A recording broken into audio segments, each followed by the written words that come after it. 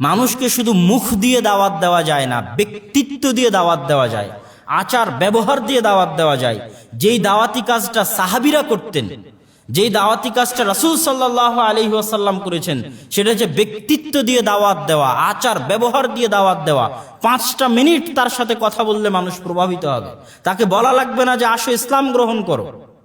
তার সাথে 10টা মিনিট সময় কাটালে সে প্রভাবিত হবে যে বাপরে বাপ, এত উন্নত চরিত্রের মানুষ হয় কিভাবে, কোথায় থেকে এত উন্নত চরিত্র শিখলো, ওহো ইসলাম থেকে শিখেছে। সে মুখে বলা লাগবে না যে আসেন ইসলাম গ্রহণ করেন। আর আমাদের পুরো দাওয়াতের ভিত্তি হয়ে গেছে মৌখিক দাওয়াত, কারো চরিত্র ভালো নয়, ইল্লা মান রাহিমা রাব্বি, যার প্রতি আমার প্রতিপালকের দয়া আছে সে ব্যতীত। তাহলে আকীদায় সালাফি হয়ে কোনো লাভ নেই যদি চরিত্রে আপনি as-সালাফা সালেহ মুহাম্মদ সাল্লাল্লাহু আলাইহি ওয়াসাল্লাম এবং সাহাবীদের অনুসরণ না করতে পারেন।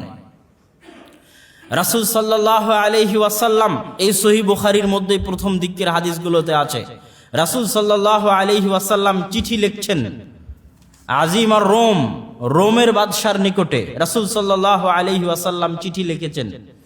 তো রাসূল সাল্লাল্লাহু আলাইহি ওয়াসাল্লাম যেই চিঠি লিখেছেন, সেই চিঠিতে রাসূল সাল্লাল্লাহু আলাইহি ওয়াসাল্লাম চাইলে তাকে সম্বোধন করতে পারতেন যে ইয়া আইয়ুহাল কাফির আসলিম তাসলাম, এই কাফের হেরাক্লিয়াস, ইসলাম গ্রহণ করো, নিরাপদে থাকবে। চিঠির বাক্যটা হতে পারত। আপনার আচার ব্যবহার বলে যে আপনি চিঠি লিখলে এটাই লিখতেন, এই বেদাতি আহলে হাদিস হ, এই কাফের ইসলাম গ্রহণ করো, আপনি চিঠি লিখলে এটাই লিখতেন। কিন্তু রাসূল সাল্লাল্লাহু আলাইহি ওয়াসাল্লাম একজন হেরাক্লিয়াস, একজন বাদশার নিকটে চিঠি লিখছেন যে কাফের, তাকে ইসলামের দাওয়াত দিচ্ছেন, কিন্তু সর্বোচ্চ সম্মান দিয়ে তাকে ডেকেছেন।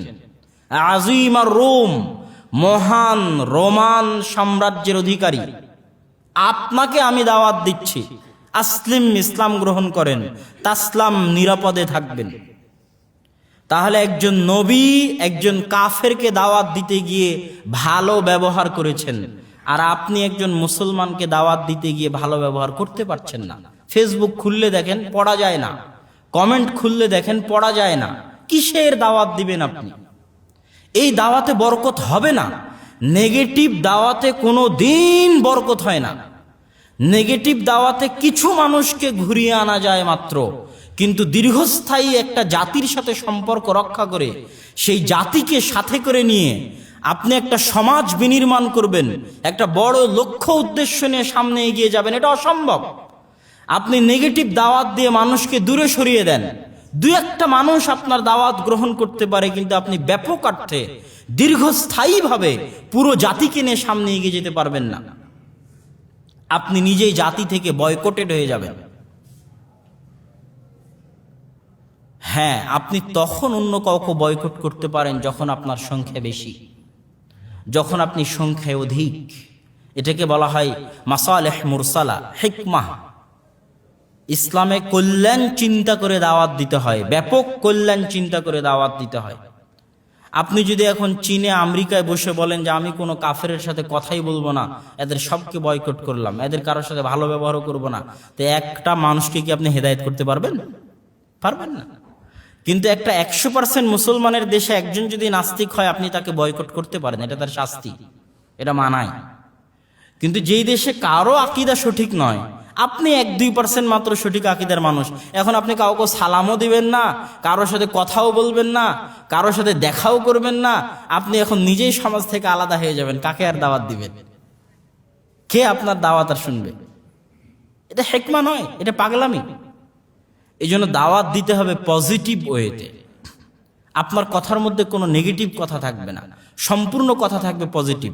এখন পজিটিভ কথা শুনে যার বিবেক আসে সে এমনি আসবে, যার জ্ঞান আছে সে এমনি দাওয়াত গ্রহণ করবে।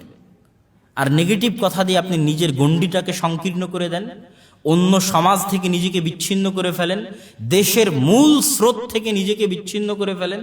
আর দেশের মূল স্রোত থেকে বিচ্ছিন্ন হয়ে যাওয়ার কারণে, সমাজ থেকে বিচ্ছিন্ন হয়ে যাওয়ার কারণে দাওয়াতি কাজ দীর্ঘস্থায়ীভাবে প্রভাবিত হয় এবং একটা বিশাল জাতিকে সাথে করে নিয়ে তাদেরকে সংশোধন করে নিয়ে সামনে এগিয়ে যাওয়ার যে মানসিকতা, এই মানসিকতা আর বাকি থাকে না। রাসূল সাল্লাল্লাহু আলাইহি ওয়াসাল্লাম মক্কার কুরাইশের কুফফারদেরকে ধ্যাট করে দূরে ঠেলে দেননি। তাদেরকে দূরে ঠেলে দিলে তিনি তাদেরকে নিয়ে সমাজ তৈরি করতে পারতেন না। তিনি তাদের সাথে ভালো ব্যবহার করে, যত দূর সম্ভব ভালো ব্যবহার করে সংশোধনের চেষ্টা করেছেন, এবং এই সংশোধনের চেষ্টার কারণেই তিনি তাদেরকে নিয়ে একটা সমাজ তৈরি করতে পেরেছিলেন, একটা দেশ, একটা জাতি গঠন করতে পেরেছিলেন। কিন্তু তিনি তাদেরকে যদি ধ্যাত করে দূরে সরিয়ে দিতেন, তাহলে তিনি জাতি থেকে বিচ্ছিন্ন হয়ে যেতেন, সমাজ থেকে বিচ্ছিন্ন হয়ে যেতেন। ইসলাম গালেব হতো না, কোনোদিন সামনে এগিয়ে যেতে পারত না। কিন্তু তার উন্নত চরিত্রের কারণে, সৎ চরিত্রের কারণে, ভদ্র ব্যবহারের কারণে, তার দাওয়াতি কাজে মানুষ যতই বিরক্ত হোক, তিনি মানুষকে নিয়ে সামনে এগিয়ে যেতে পেরেছেন। কেন? তিনি কোনোদিন আবু সুফিয়ানের সাথে এমন ব্যবহার করেননি যে আবু সুফিয়ান ইসলাম গ্রহণ করলে মুহাম্মদ সাল্লাল্লাহু আলাইহি ওয়াসাল্লামের সাথে থাকতে আবু সুফিয়ান রাদিয়াল্লাহু তাআলা আনহুর খারাপ লাগতে পারে। এরকম কোনো ব্যবহার মুহাম্মদ সাল্লাল্লাহু আলাইহি ওয়াসাল্লাম করেননি। ওমর রাদিয়াল্লাহু তাআলা আনহু কাফের থাকা অবস্থায় তার সাথে মুহাম্মদ সাল্লাল্লাহু আলাইহি ওয়াসাল্লামের এরকম কোনো ব্যবহার নাই, যেই ব্যবহার হলে ওমর রাদিয়াল্লাহু তাআলা আনহু ইসলাম গ্রহণ করার পর মুহাম্মদ সাল্লাল্লাহু আলাইহি ওয়াসাল্লামের সাথে থাকতে তার খারাপ লাগবে, অতীতের কোনো ব্যবহারের কথা মনে পড়ে। বরং ওমর রাদিয়াল্লাহু তাআলা আনহু এমন ব্যবহার করেছেন, বা অন্যরাই এমন ব্যবহার করেছে, যেই ব্যবহারের কারণে তাদেরকে অনুতপ্ত হতে হয়েছে রাসূল সাল্লাল্লাহু আলাইহি ওয়াসাল্লামের সামনে। কিন্তু আল্লাহ রাসূল নিজে যদি তাদের সাথে খারাপ ব্যবহার করতেন, কোনোদিনই তাদেরকে সাথে করে নিয়ে সমাজ গড়তে পারতেন না।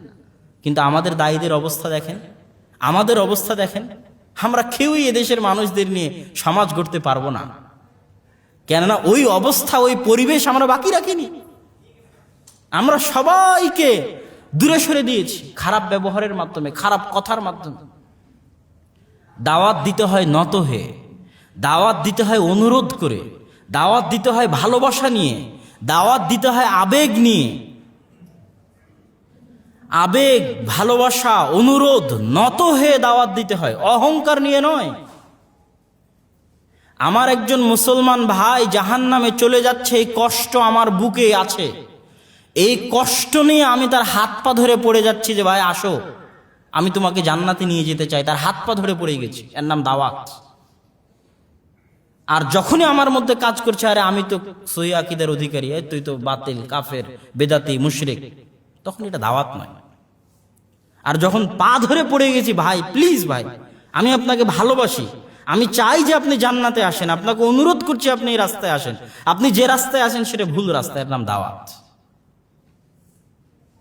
সম্মানিত উপস্থিতি, সুতরাং আজকে আমাদের দাওয়াতি মাঠে সৎ চরিত্রের অভাব প্রচুর, যেটা আমি মুসা আলাইহিস সালাতু ওয়াস সালামের ঘটনা, রাসূল সাল্লাল্লাহু আলাইহি ওয়াসাল্লামের চিঠি, পবিত্র কোরআনের আয়াত, এবং পবিত্র কোরআনের আরেকটি আয়াত আল্লাহ সুবহানাহু ওয়া তাআলা বলছেন, ওয়ালা তাস্তাবিল হাসানাতু ওয়ালা সাইয়্যা ইদফা বিল্লাতি হিয়া আহসান। কেউ যদি তোমার সাথে খারাপ ব্যবহার করে, পাল্টা তার সাথে ভালো ব্যবহার করো, খারাপ ব্যবহার করিও না। কেন?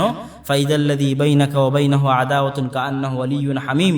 তোমার পাল্টা ভালো ব্যবহারের কারণে এমন হতে পারে যে যার সাথে তোমার চিরন্তন শত্রুতা ছিল, তার সাথে তোমার গভীর বন্ধুত্বও হয়ে যেতে পারে, তোমার পাল্টা ভালো ব্যবহারের কারণে। অতএব কেউ তোমার সাথে খারাপ ব্যবহার করলে তোমরা খারাপ ব্যবহার করিও না। আর সূরা হুজরাতের কয়েকটা আয়াত বলে, আর আব্বুর বক্তব্যে তো আপনারা বহু হাদিস শুনেছেন, সেই হাদিসগুলোর দুই একটা বলে আজকের বক্তব্য শেষ করবো ইনশাআল্লাহুল আজিজ। আল্লাহ সুবহানাহু ওয়া তাআলা সূরা হুজরাতে একটা মুসলিম সমাজের সামাজিক কাঠামো কেমন হতে পারে, সামাজিক রীতিনীতি কেমন হতে পারে, সামাজিক কৃষ্টি কালচার কেমন হতে পারে, সামাজিক আচার ব্যবহার কেমন হতে পারে, তার পুরো রূপরেখা আল্লাহ সুবহানাহু ওয়া তাআলা সূরা হুজরাতে দিয়ে দিয়েছেন। আমাদের দৃষ্টিতে শুধু ইবাদতটাই মুখ্য, সমাজকে আমরা ছেড়ে দিয়েছি। মানে আমাদের এখন যে অবস্থা মুসলমানদের, যে আমাদের কাছে শুধু ইবাদতটাই মুখ্য। মসজিদে আসলাম, মসজিদের হুকুম আহকাম কি, সালাতের হুকুম আহকাম কি, এতটুকুই মুখস্থ করলে যথেষ্ট। কিন্তু আমাদের যে একটা সমাজ আছে, এই সমাজের যে একটা রীতিনীতি আছে, কৃষ্টি কালচার আছে, আচার ব্যবহার আছে, এই মসজিদে যে আর 10টা মুসল্লি আসছে, 10টা মুসল্লির সাথে আমি কিভাবে কথা বলবো, কিভাবে ব্যবহার করব, আমি যেখানে বসবাস করি তাদের আশেপাশের সাথে কিভাবে কথা বলবো, কিভাবে ব্যবহার করব, এই যে একটা সামাজিক রীতিনীতি, এটার কিন্তু কোনো গুরুত্ব নাই। ইমাম বুখারী রাহিমাহুল্লাহর কিতাবুল আদাব আল মুফরাদ পড়ে দেখেন, আল আদাবুল মুফরাদে তিনি প্রত্যেক স্তরের সাথে কিভাবে ব্যবহার হবে তার জন্য আলাদা আলাদা অধ্যায় আছে। পিতার সাথে সদ্ব্যবহার, মাতার সাথে সদ্ব্যবহার, আত্মীয় স্বজনের সাথে সদ্ব্যবহার, প্রতিবেশীর সাথে সদ্ব্যবহার, সরকার দায়িত্বশীলের সাথে সদ্ব্যবহার, অধীনস্থ কর্মচারীর সাথে সদ্ব্যবহার, অফিসের সহকর্মীদের সাথে সদ্ব্যবহার, স্ত্রীর সাথে সদ্ব্যবহার, সন্তান সন্ততির সাথে সদ্ব্যবহার, পাড়া প্রতিবেশীর সাথে সদ্ব্যবহার। প্রত্যেক উনি আলাদা আলাদা আলাদা আলাদা ভাবে বলতে থেকেছেন যে কতটা পর্যায় হতে পারে মানুষের জীবনে সদ্ব্যবহারের, কতটা স্তর হতে পারে মানুষের জীবনে সদ্ব্যবহারের।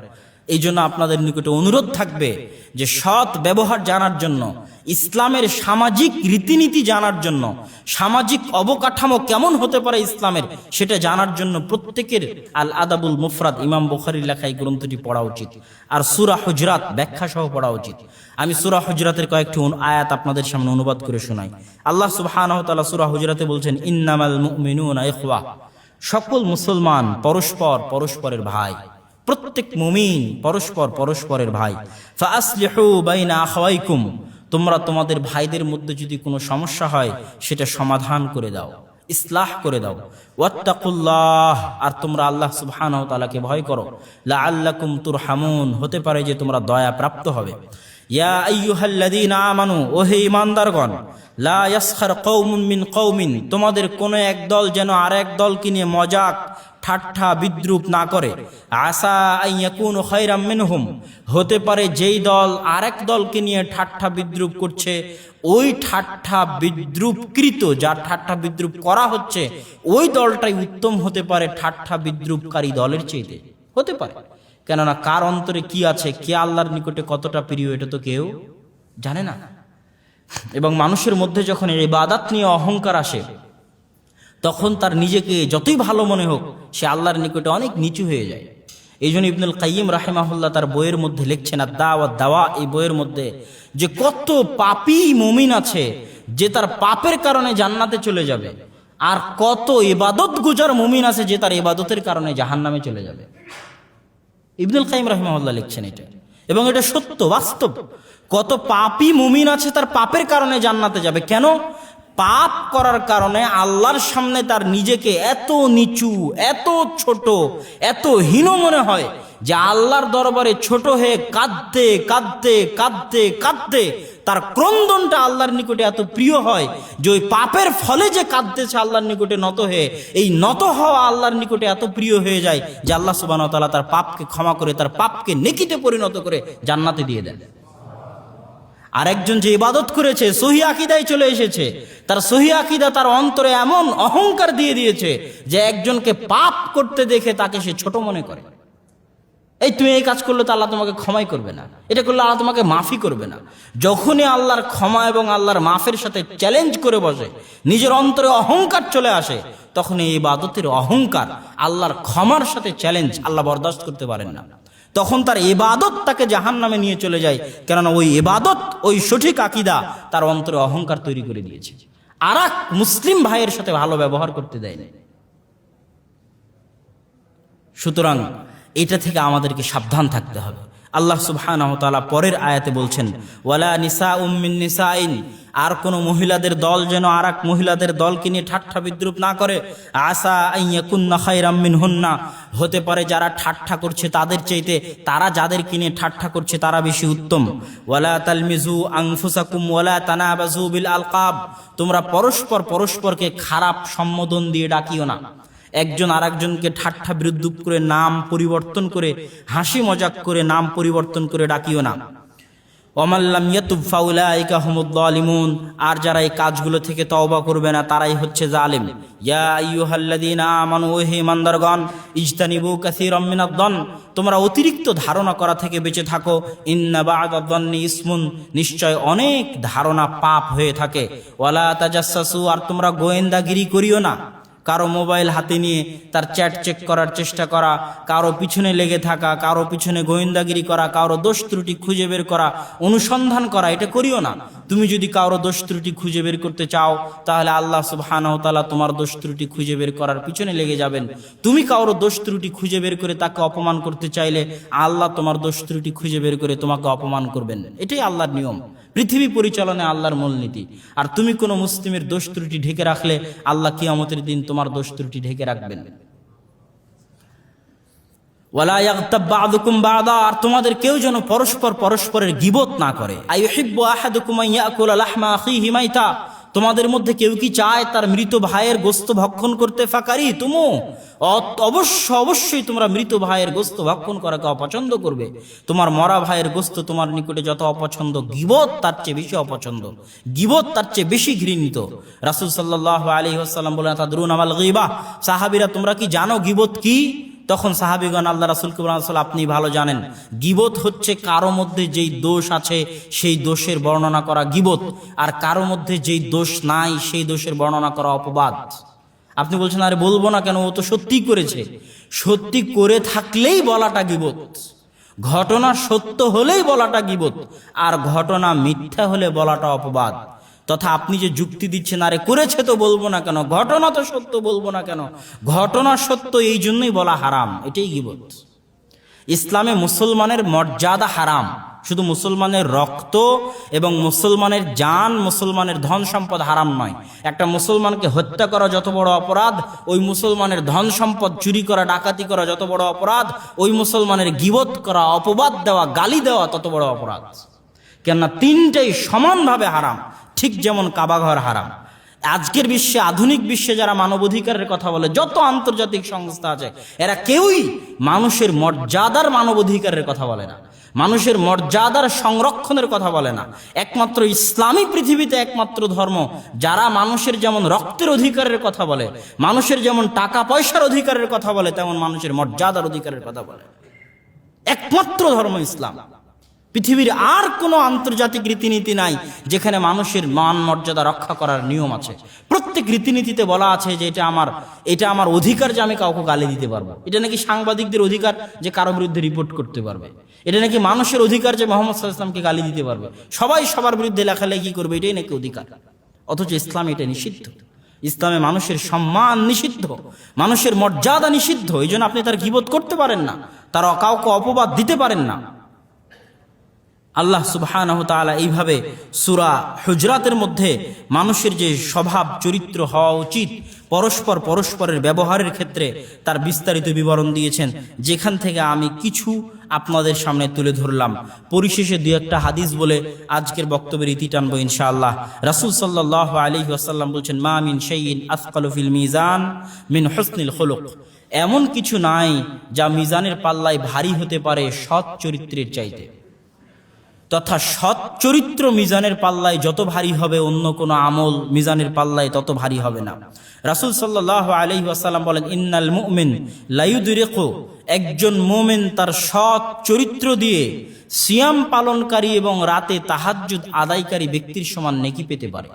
শুধু সৎ চরিত্র দিয়ে একজন সিয়াম পালনকারী এবং রাতে তাহাজ্জুদ আদায়কারী ব্যক্তির সমান নেকি পেতে পারে সৎ চরিত্র দিয়ে। রাসূল সাল্লাল্লাহু আলাইহি ওয়াসাল্লাম বলছেন, আনা যাঈমুন বিবাইতিন ফি রাবাদি আতরাফিল জান্নাহ, আমি জিম্মেদার তোমাদেরকে জান্নাতে একটি ঘর নিয়ে দেওয়ার জন্য। লিমান তারাকাল মিরা, যে তর্ক বিতর্ক পরিত্যাগ করে দিবে, যে মানুষের সাথে তর্ক বিতর্ক পরিত্যাগ করে দিবে, যদিও সে হকের উপরে আছে, যদিও সে সত্যের উপরে আছে, তারপর তর্ক বিতর্ক গন্ডগোল মারামারি পরিত্যাগ করে দিবে, আমি তার জন্য জান্নাতে একটি ঘর নিয়ে দেওয়ার জিম্মেদার। আল্লাহ সুবহানাহু ওয়া তাআলা আমাদের সকল দিনী ভাইকে, বিশেষ করে যারা আমরা দাওয়াতি কাজে আছি, তাদেরকে সৎ চরিত্রের অধিকারী হয়ে, চরিত্র দিয়ে, ব্যক্তিত্ব দিয়ে, আচরণ দিয়ে মানুষকে দাওয়াত দেওয়ার, মানুষকে পরিবর্তন করার, এবং আমার অন্তরে যেন আমার সঠিকতা, আমার আমল এবং আকীদার সঠিকতা আমার অন্তরে যেন অহংকার না আনে, এবং আরেকজনের আমল এবং আকীদার ভ্রান্তি যেন তাকে আমার চোখের সামনে ছোট না করে। কেননা আল্লাহ চাইলে তাকেই জান্নাতে দিয়ে দিতে পারেন আল্লাহর সামনে তার নত হওয়ার কারণে, আর আমাকেই জাহান্নামে দিয়ে দিতে পারেন আমার অহংকারের কারণে। সুতরাং আমাকে নত থাকতে হবে, দাওয়াত দিতে হবে অহংকার দিয়ে নয়, অনুরোধ দিয়ে দাওয়াত দিতে হবে, ভালোবাসা দিয়ে, আবেগ দিয়ে। আল্লাহ সুবহানাহু ওয়া তাআলা আমাদের সেই তৌফিক দান করুক, আল্লাহুম্মা আমিন। এই বলে আমি আমার আজকের সংক্ষিপ্ত বক্তব্য এখানে শেষ করছি। ওয়া আখিরু দাওয়ানা আনিল হামদুলিল্লাহি রাব্বিল আলামিন। আসসালামু আলাইকুম ওয়া রাহমাতুল্লাহি ওয়া বারাকাতুহু।